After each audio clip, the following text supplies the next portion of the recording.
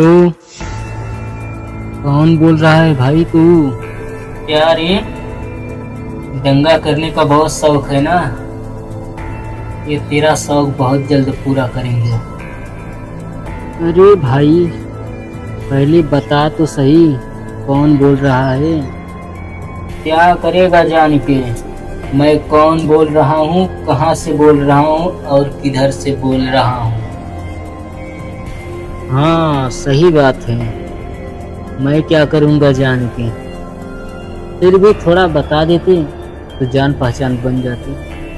जान पहचान वो भी मेरे से?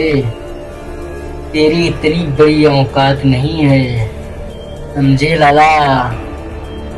जी भाई जी, बट अपना नाम बता देते तो बहुत अच्छा था। नाम सुनेगा तो आगे से गीला, पीछे से पीला और तीनों लोग दिखाई देगा।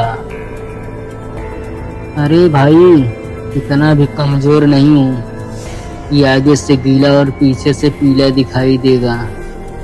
कब से प्यार से बात कर रहा हूँ पर तुम्हारे समझ में नहीं आ रहा है। लगता है तुम्हारा भी काम तमाम करना पड़ेगा। यही बोल कर तो सबको डराया है ना? दंगा तू शुरू किया है, खत्म हम करेंगे। रंगदारी तू दिखाएगा, निशानी हम मिटाएंगे। जय श्री राम।